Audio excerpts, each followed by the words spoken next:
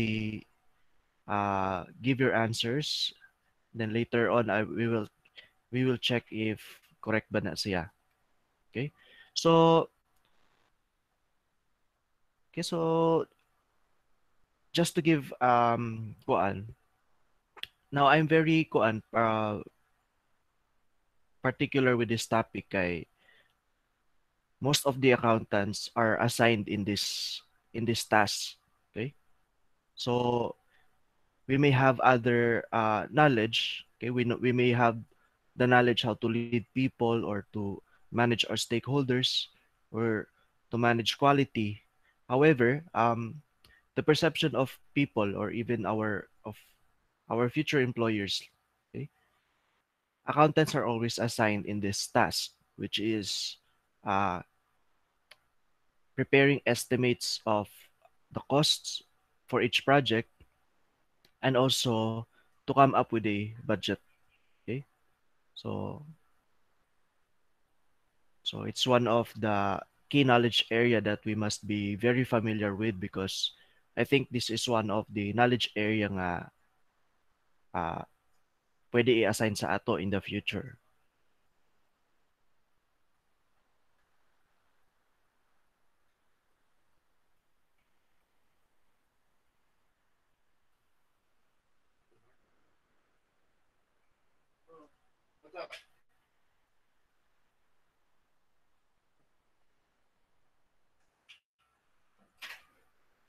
Okay, so project cost management. So it includes all the processes involved in the planning, estimating, budgeting, and controlling costs so that the project can be completed within the approved budget. Okay, so so we are tasked to plan. Okay, so coming up with a budget, it's already a plan. Okay, so of course, like all plans, it must also be monitored or controlled. Okay, so in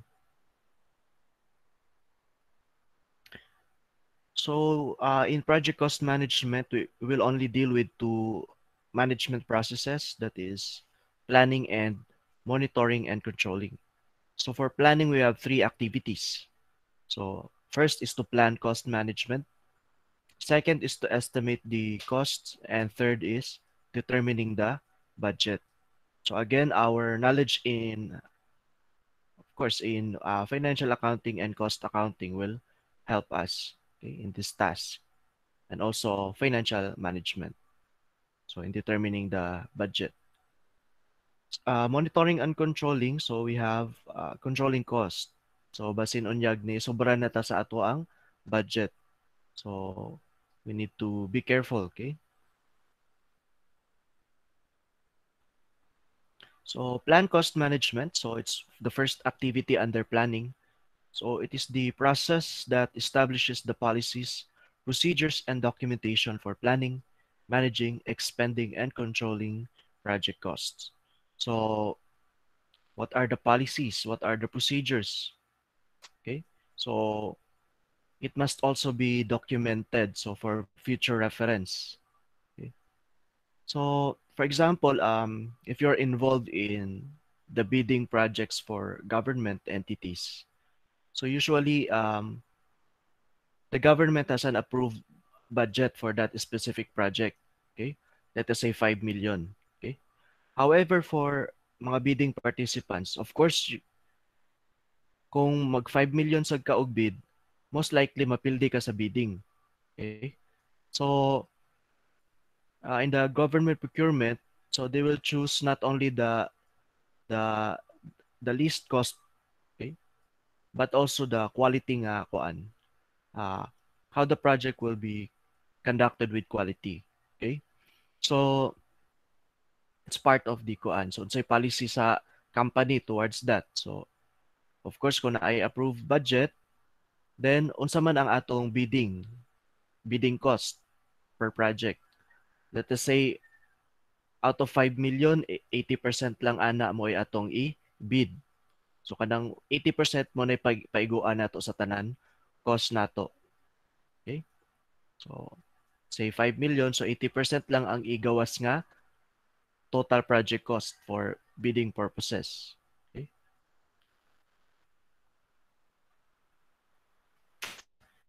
So components of the cost management plan. So you have the units of measure. So for raw materials, of course, it's the units of kuan. Let's say could be in kilograms.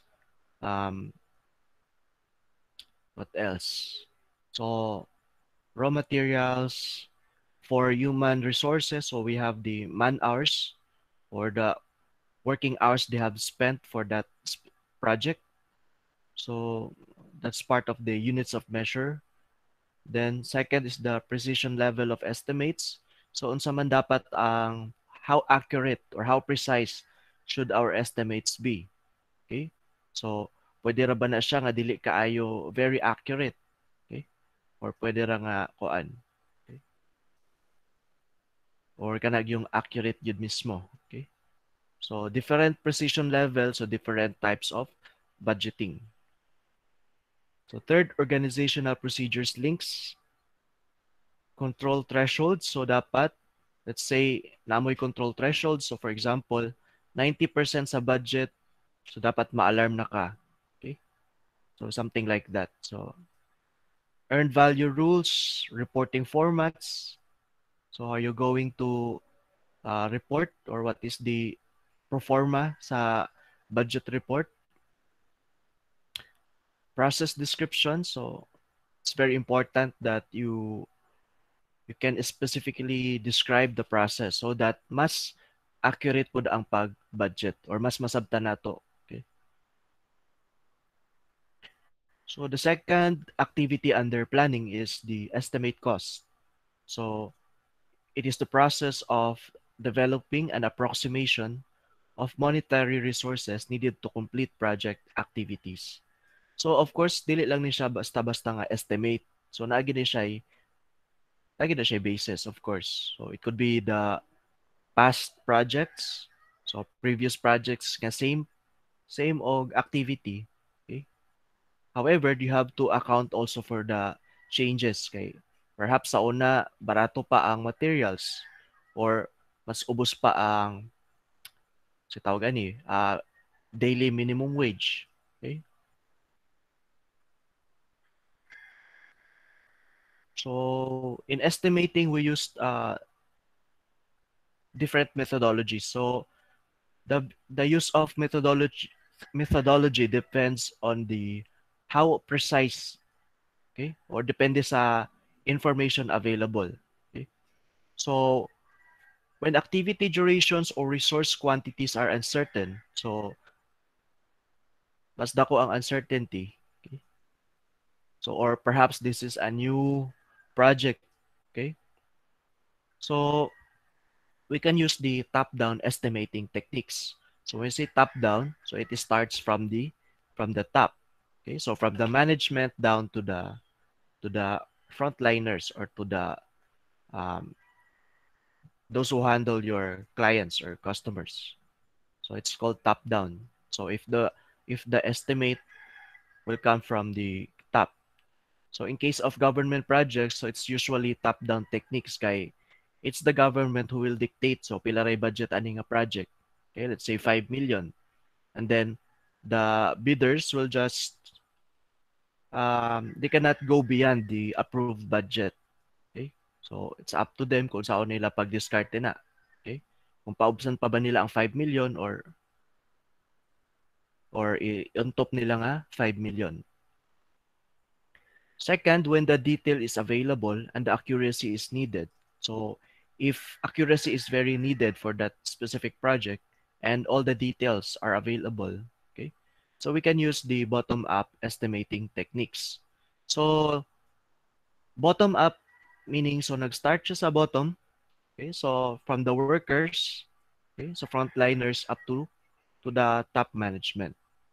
So an example of bottom-up estimating technique is kanang sa government. Okay, so when they prepare the national budget, okay, of course it starts with the bottom. Okay, so ato na sa different departments, different bureaus, different nga mga GOCC or government-owned controlled corporations, state universities. So they will determine kung unsa gid ang ilang minimum nga need, okay? So that they can still pay salaries to their employees, maintain the facilities, and so on. So in the national budget, so they are using the bottom-up estimating techniques. Okay? Although some of them are hybrid kay usahay mo ni ang budget pero perhaps ang national government will also dictate nga kani nga department mas dapat nato i-prioritize mas daghan atong butang nga budget. So there are cases nga inana. Okay? But of course the baseline is the budget nga gipang hatag sa each department. Okay? After considering all their annual costs like utilities, salaries, the materials needed, the facilities, or machines perhaps that they will need. Okay? So so they can do this because they have all the details. Okay? So they know kung pilay cost, di ba? So the detail is available for them and they can come up with a more accurate estimates of their cost. So then it will go up to the DBM. So the DBM will consolidate all the costs for each government agency and then it will be submitted to the Congress for more deliberations. Okay. So until it is approved by both houses. So um, the House and then the Senate. Okay. Then it will be approved kung wala na problema sa if it will not result into constitutional infirmity. Okay. So bottom up, that's bottom up estimating.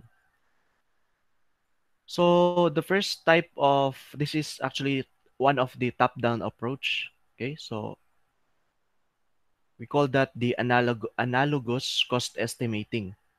So analogous cost estimating is analyzing activities based on the past projects and then using them as basis for estimating the cost. So for example, they have a road project before. Okay.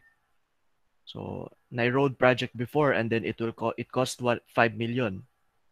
Okay. So they will analyze kung of course if they have similar activities, they will analyze this time if nabay increases sa price nga ilang gipang palit sa una. Okay? Or kung if aside from the increases, nabay giwala nga resources. Okay? Or nabay ni aside sa increase, nabay ni decrease ato nga mga materials, labor and facilities. So your base is your previous projects plus the increases minus decreases is equals to your new estimate. Okay? That's the new estimate. So kindly solve this first. So a past project took 20 hours to complete, 20,000 hours to complete. Your new project is adding some additional scope, and that scope is estimated to take additional 10,000 hours. There is some work that was completed in the previous project that will not be completed in this project. So that work is estimated to be 5,000 hours. Then, labor rates have increased by 10%. So before the old rate was 25 pesos per hour. So what estimate or what is the new estimate you should give for this new project? So in the past daw ko no, you need 20 hours to complete the said project. Okay? But with the new project, okay? So it adds some additional scope. So na ay nadugang 10,000 hours. However, kung naay nadugang naapoy nakuhaan, di ba? So na ay decrease by 5,000 hours. So the labor rates also increased by 10%. So before it was 25 pesos. So unsa naka-high rate karon, okay?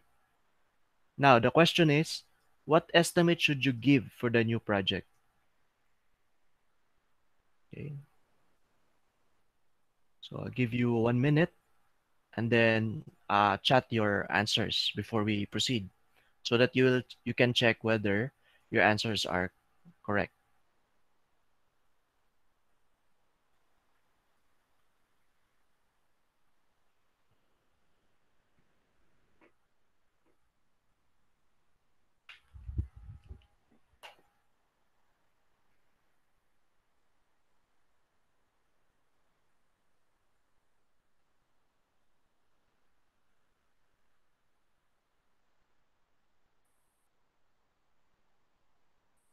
Okay, time is up.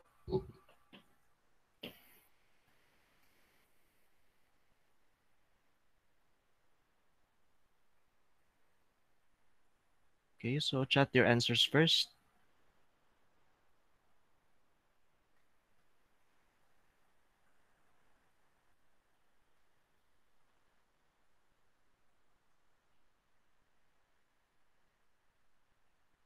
So we're talking about the estimate of the new project. So the new labor rate per hour is 27.5. So therefore, multiply that by 25,000. So what would be the new estimate? Okay, so what would be the new estimate?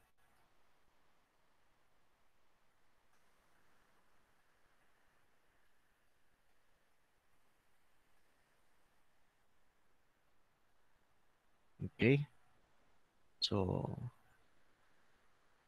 okay, let us check if it is really 687,500.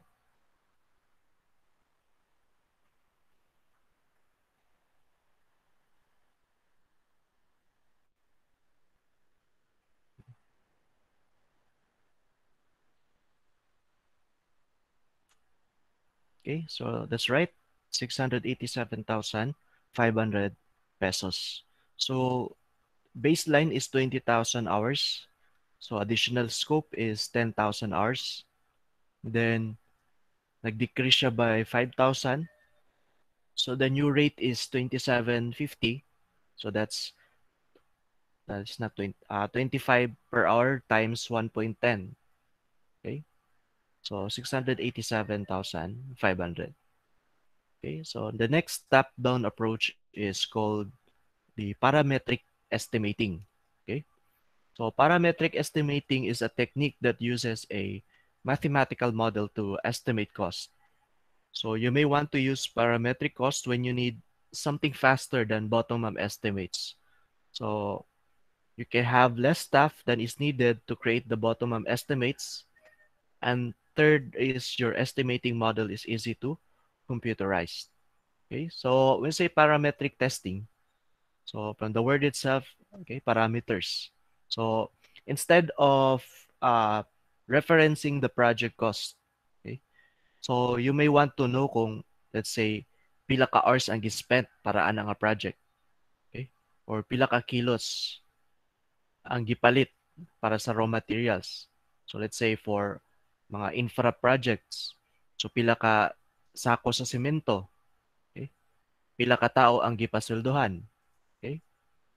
So that's parametric estimating. So parametric estimating is more accurate than the analogous estimate. Okay, but of course, it's uh, it's lesser accurate than compared to the bottom up. Okay, so you can use the parametric estimate. So if you want faster, but at least more accurate compared to analogous, then you have less staff and estimating model is easy to computerize. So it is used in a lot of industries such as aeronautics and space, military and commercial aircraft, shipbuilding, chemical, mining, power plants, computer softwares, electronics, or and etc. So dagay application ang parametric estimating. So the third one is called the bottom-up estimating. So this technique involves estimating the cost of the individual work packages or individual activities within the lowest level of detail. So bottom-up estimating. So from the activities, so pag baka come up na mo deliverables, so 'di ba it will be decomposed into activities. So for each activity, you will then analyze what are the needed materials, the needed man hours, okay, or the equipment needed for you to conduct the said activity. So the cost per activity will be computed. So i-add na tanan.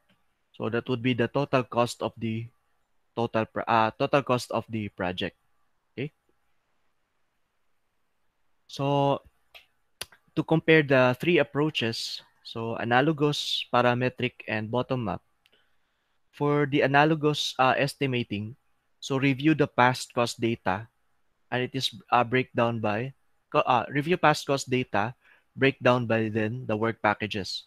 So you start with the total project cost and then the deliverables down to the work packages, okay, or activities.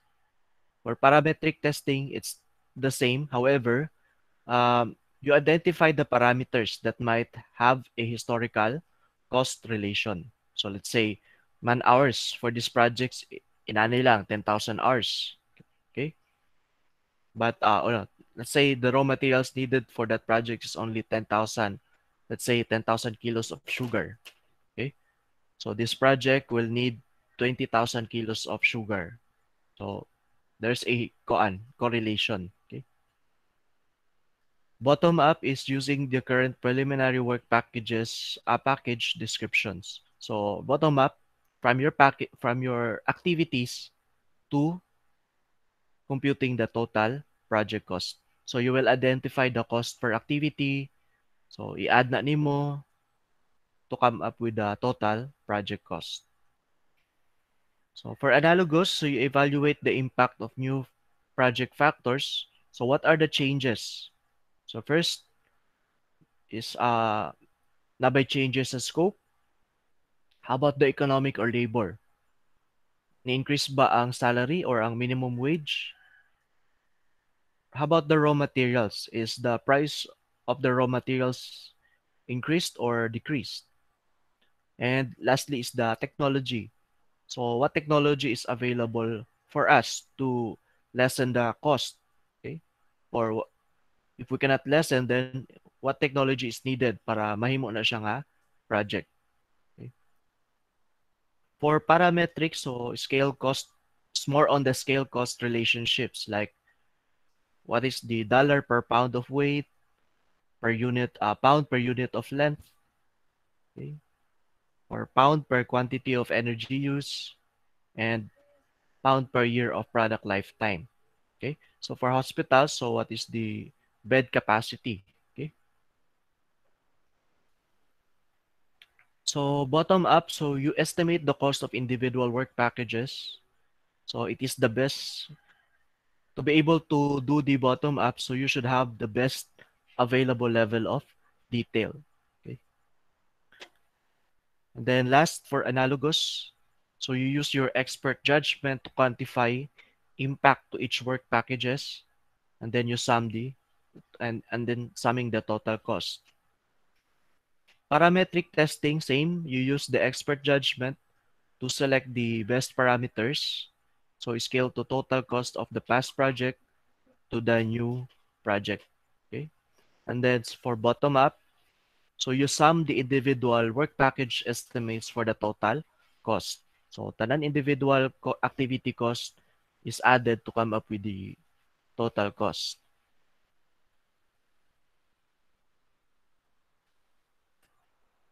Okay. So next, cost estimating with PERT or uh, project evaluation review technique. Okay. So actually, the project evaluation review technique is used for scheduling. So its primary use is for scheduling projects. Okay. However, because mag-uban man gyud na sila, the activity and then the cost per project. Okay. So that is why we must need also to be familiar with how to use the project evaluation review technique. But project evaluation review technique will be thoroughly discussed in the next meeting. So when we discuss the project time management. So the accuracy of the bottom up cost estimates can be improved, okay, considering the estimation risk. Okay. So although we are maski pag bottom up atong gamiton, di magid na malikayan ya na ay mga unplanned or na mga uncertainties. Okay? So that is why to improve the accuracy, we need also to consider the estimation risk. Okay? So the uncertainties. So maski unsa pa ka ka sa tawag na detail oriented or grabe nimo ka kuan as to the cost. Okay? So namagi chan our estimates will always have that risk nga dili siya mutugma sa ato ang actual cost. Okay? So to improve, okay, so to lessen that or mitigate that estimation risk, so we can use the PERT or the project evaluation review technique. So we use the three estimates to define an approximate range for an activity's cost. So per activity, so per you have to consider the most likely cost. Okay, so it's the positive or ano, it's the okay most likely. Okay, so the average. Second is the optimistic cost. Okay, so we say optimistic, so the less the cost niya pwede na to ikuan niya at a minimum. Okay? Pessimistic cost is nanadira tong mga what if, inani, madelay-delay, naimuhawa. Okay? So what would be the likely cost? So to use the PERT or the project evaluation review technique, so there's a formula. Okay? So that's the optimistic cost plus 4 times the uh, most likely. So CO stands, by the way, for optimistic cost plus 4 times most likely cost plus the pessimistic cost or CP, and then you divide it by 6. Okay. So CO plus 4 times CM plus CP divided by 6. So can the again compute? So using your calculators. So example, if the most likely cost for the project, okay, is 50,000. Okay. By the way, you change this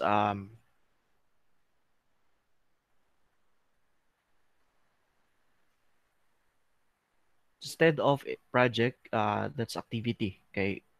Delete na siya bottom up estimate if compute na ta for the project cost. For each activity,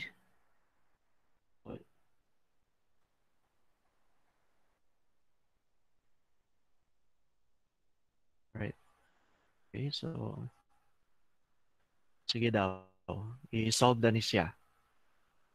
So the most likely cost for the activity is 50,000. Optimistic or the best case scenario is 40,000. And the worst case or pessimistic scenario is 80,000.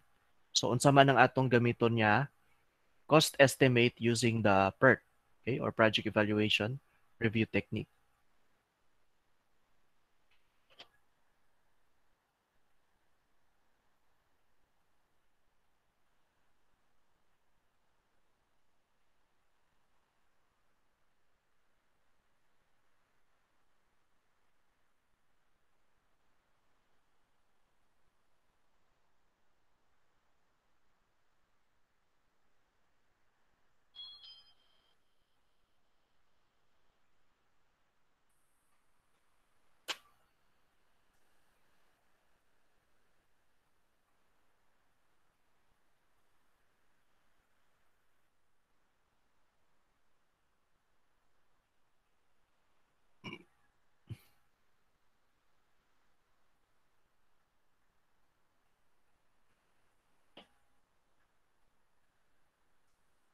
Okay, time is up.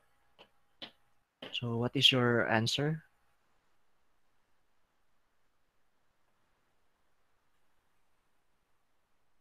Okay, CO is optimistic.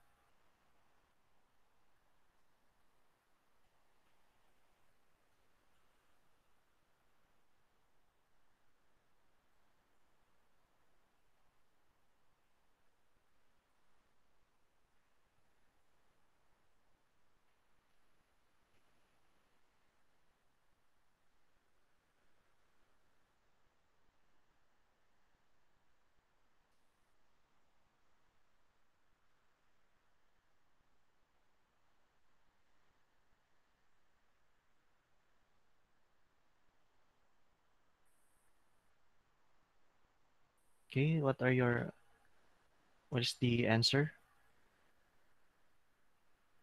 Okay, so sum 50, Nauban 28,333, 53,333, na ay 56,666. Okay, so the answer,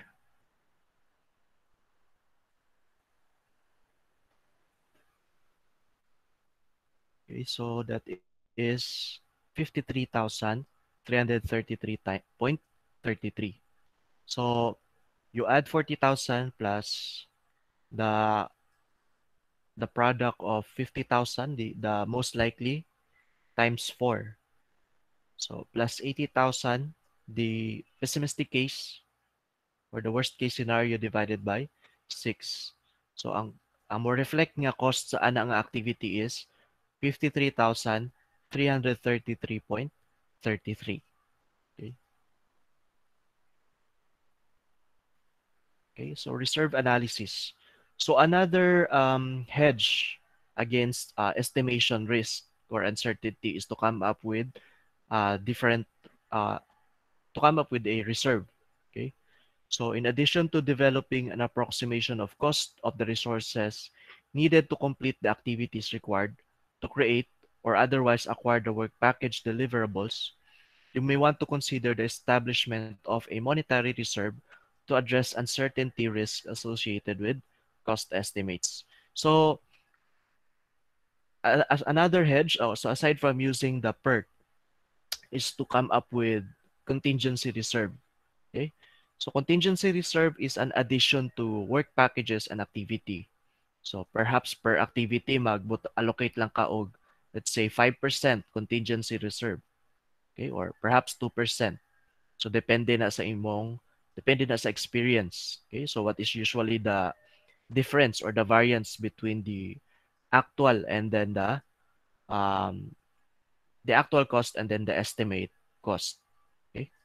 So contingency reserve ang tawag nato if naatay gidugang or naatay um okay, so naatay gi-add nga contingency reserve for each activity or work package. Another type of reserve is called the management reserve. Okay, so kung ang contingency is per activity, the management reserve is for the entire project. Okay, so let's say imo na compute is um, 4 million. But based on the experience, so ang actual nga project cost is 10% more than that. Okay, more than the estimate. So perhaps pwede na ikuha ninyo nga policy as the management reserve should be 10% of the project cost or the estimated cost. Okay? So contingency reserve. However, of course, if the cost of the project is within the katong walay labot ang reserve, okay? So of course the option is to release the fund niya gibudget sa reserve para magamit sa lain niya project. Okay? So for example, if nakita nimo nga murag dili nimo kailangan gamiton ang reserve, so you can as project manager, you can already release the fund. Okay? So para magamit na pud sa uban niya project. Okay? So contingency reserve and management reserve. Now, padding estimates. So if we don't have, ay gusto sila mag-reserve pero wala nila gi-separate ang account. So let's say, ang imo ra yung na-estimate for that activity is only, let's say, 20,000. Pero mahadlok ka nga basig kulangon ra imong estimate, so imo gi-deliberate og add, let's say gihimo nimong 30,000. Okay? So although similar man siya sa pagkuan sa contingency reserve, kay mo may mo gibuhat, di ba? So if you don't have a separate contingency reserve or management reserve, tapos imo rang gi-add siya sa cost. So we call that padding. Okay? So of course they have the same purpose. However, padding estimate is discouraged because it will not give the accurate picture of the entire cost of the project. So mo na problema niya kay basin unya okay rag ikaw ang gihapon ang magkuan sa project kay masabtan nimo nga these are padded estimates. However, for the person nga musunod ana nga project, maglibog siya nganong inana ang costing sa imong project nga dapat inanay na di dapat ang iyang estimate. Okay? So, kumbaga mag-domino effect siya kay kung mo ni ang kitay example nagamit siya analogous estimate and then ang estimate nga gigamit niya is katong with padded estimate. Okay? So mo gigamit niya for the current project. Later on pag mag-compare na siya or mag-variance analysis siya, okay? Maglisod siya explain nga nung mas dako gyapon ang estimate compared sa actual cost. So where did you get the numbers? Okay? So the best practice is to come up with a contingency reserve and management reserve for the entire project. So however, that's the a theoretical nga practice or best practice dapat. However, for government projects, so they cannot come up with dili pwede magbutang og contingency reserve or management reserve because kailangan gyud siya nga costing gyud kumbaga ang kailangan sa government. So kung nagbutang ka diag management reserve, they will question it nganong na kay management reserve. Okay, because it's not their practice to do that. So most likely ang may tabuan na sa mga government projects, sa mga bidding-bidding nila, okay? Usually they pad estimates. Okay, deliberate nila increase ang ilang cost. So mo nang makabantay mo, di ba, dahil mga kuan sa Facebook nga mga gipang flag sa COA, then you found out nga grabe kamahal ang mga cost per project or per materials nga gigamit. Okay? Because what they are doing is actually padding. Okay? Hindi man nimo ipakita dira pila imong gi-profit. Basta kay mo ni ang imong cost. Okay? So that's the kuan, that's the reality. Okay? Although coming up with reserves is better kay para mas makontrol nimo ang cost. Okay? But sadly, so a lot of entities dealing with government projects will resort into padding estimates.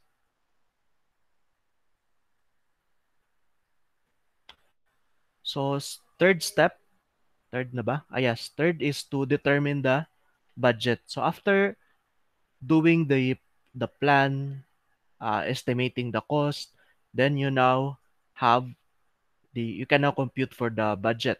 Okay, so it is the process of aggregating the estimated cost of individual activities or work packages to establish an authorized cost baseline. So the project budget is composed of cost baseline project plus the management reserve. Okay? So kadang budget, kadang cost niya imong gi-compute, okay, or the cost for the entire project, waagi pa na siya sa management. Okay? So kailangan pa na siya i-authorized. So if authorized na, then it becomes an approved budget. Okay, so the cost of your project should be the baseline cost plus the management reserve. So developing the cost baseline budget S-curve. So the S-curve depicts the relationship between the cost baseline budget across the planned project estimate. So it is a graph where it shows nga mag-letter S siya. So kumbaga mura siya kanang business cycle nga mutaas, ubos na pod. Okay.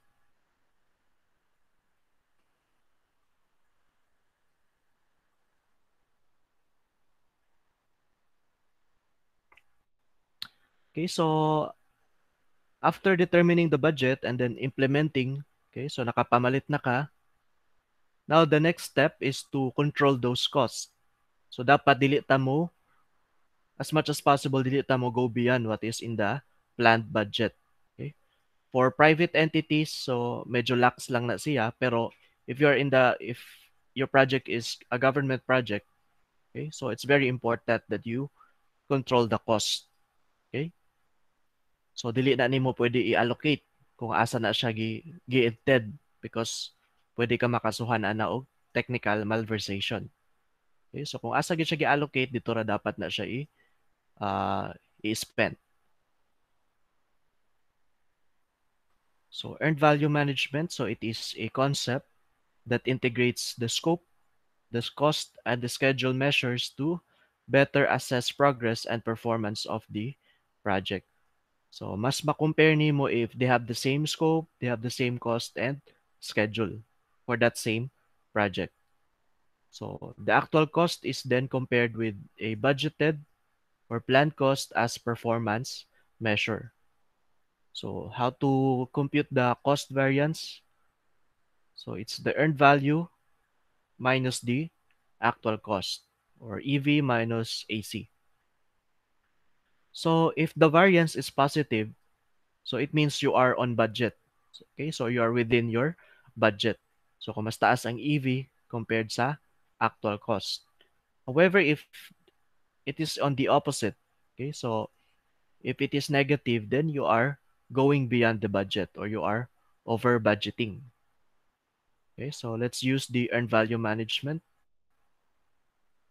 Okay, so your project has been active for 2 months. So at this point, the amount of work you should have completed is 25,000. Per your budget reports, you see that you have spent 30,000 to date. Okay, so 30,000 to date na imong actual cost. The amount of work that has actually been completed is 20,000. So what is your cost variance?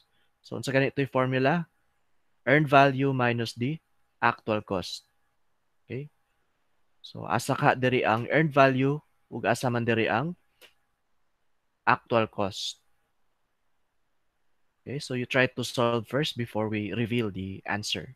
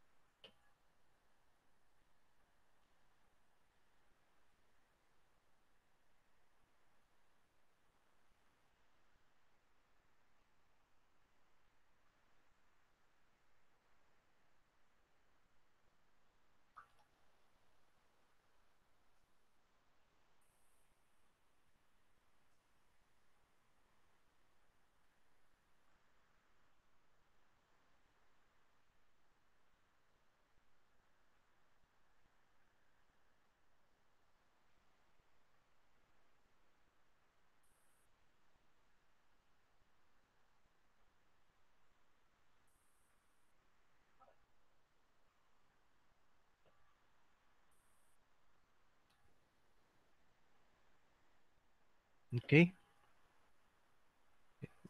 Answer?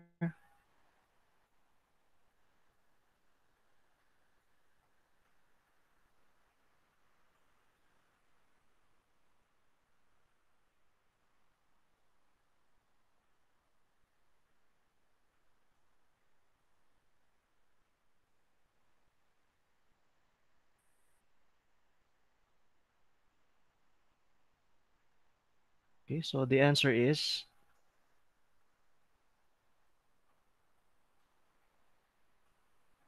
10,000. Okay, so it's to be specific, it's negative 10,000. So which means you are over budgeting. So we do not use the 25,000 as your earned value. Okay, ang atong gigamit nga earned value is the 20,000 pesos. Okay, so take note the amount of work that actually been completed. So we do not use the amount of work you should have completed. Okay, so earned value is kaning a statement, the amount of work that has actually been completed against your actual cost nga 30,000. So the answer is negative 10,000. So if you want to determine the performance of your budget, okay, so that's 20,000. So that's called the CPI or the cost performance index. So earned value over the actual cost. So 20 over 30, that's 0.67. Okay.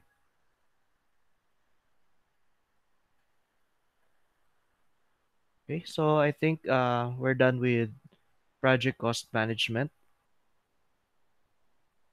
Okay. So do you have any questions or clarifications?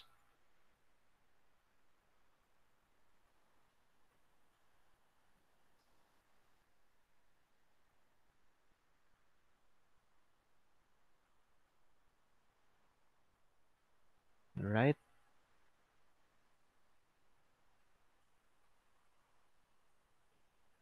Wala na? No clarifications? Okay.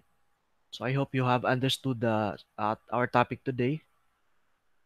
So next meeting, so I will start early because um ang sunod nato nga topic is kuti.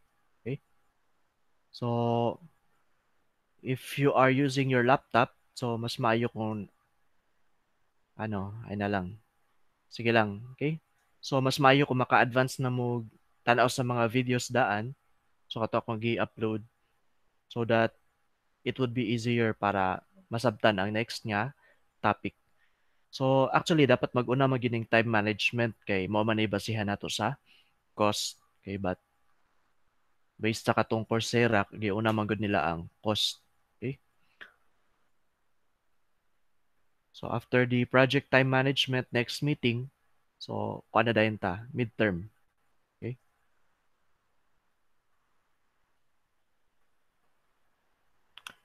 So if there are no more questions, then okay, so that's it for today. So thank you for all your participations. Thank you for listening. Okay. So see you again next Tuesday. Okay. So thank you. Keep safe and God bless.